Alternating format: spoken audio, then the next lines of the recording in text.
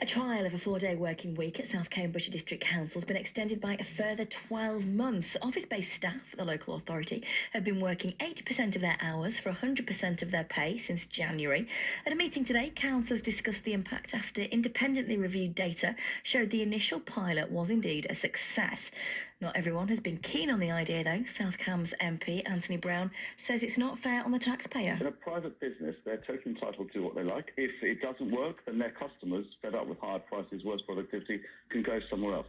In the public sector, people have to rely on these essential services, and they go to jail if they don't pay the bills. It's completely different. Councillor Bridget Smith is the leader of South Cambridge District Council. Welcome, Bridget. Thank you for joining us. Are you pleased with this decision? Yes, I am very pleased with it. We've worked very, very hard on this, and our officers have put massive effort into it. We've had it independently verified with the data, and it shows that everything's moving very much in the right direction. And this is about solving the problems that we have in local government throughout the country of being able to recruit and retain our staff, but also, making sure that we're giving the very best service and the best value to all our residents. Well, I was going to ask about that. How much money is likely to be saved through this? Because for people who maybe haven't experienced the flexible working that we've had over the last few years, it may seem counterintuitive. Are you still saying that it is an effective way to work? So it's certainly looking that way. We are, this year we've only managed to fill about 80% of our vacancies.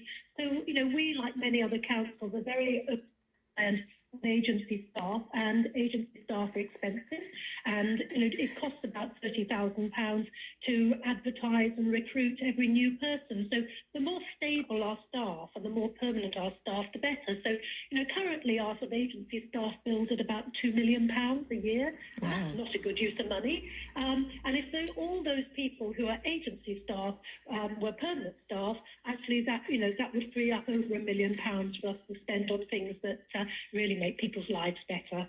The meeting today, you heard from Cabinet members, or rather the Cabinet members heard from the Bennett Institute. They've been reviewing the data into the effectiveness of a 4-day week. What did they find? What was the reaction to what they found? So the Bennett Institute approached us. So they haven't been commissioned by us. They approached us and said that they'd like to look at our data and assess it. And they found that the effect on staff health and well-being was absolutely dramatic.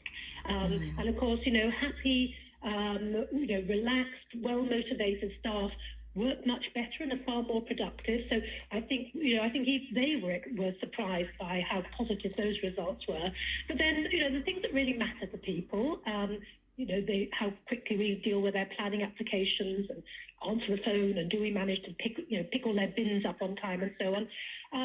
Quite a lot of those key indicators have shown improvements. Certainly, the vast majority have held steady. There's a little bit of slippage in one or two little bits, but the Bennett Institute were quite clear that there was nothing concerning, and all we need is to extend the trial and do more work on these areas. And, in 12 months' time, we'll have oodles of data, and we'll be able to make a really very evidence-based decision about whether we permanently become a 4-day week employer, as have so many elements of the private sector now. You mentioned bins there. I remember on Friday Breakfast a few weeks ago now talking about the fact that the bin collectors themselves, the bin crews, will be trialling a 4-day week. Will this support that, do you think? Or is their job so different it's just not going to work in that area? No, we're going to give it a go with them. And actually, an awful lot of councils in the country don't collect bins on a Monday anyway, because of course the thing that creates chaos is Bank Holiday Mondays. So that's quite normal practice.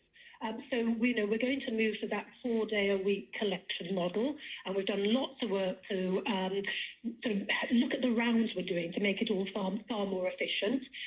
But it does, it doesn't mean that on the Monday we won't be collecting any bins that have been missed, or emptying the dog poo bins, or cleaning the streets. We'll still be doing that, but the staff, the operatives, will be working on a 4-day week. But their job already is a task and finish job. So they have a round to do as things stand at the moment, and when they finish their round, then they get to go home. So they already work very hard. But when I went up to the depot at Waterbeach a few weeks ago, they were very keen. They were going, "Come on, when are we going to get to do this?"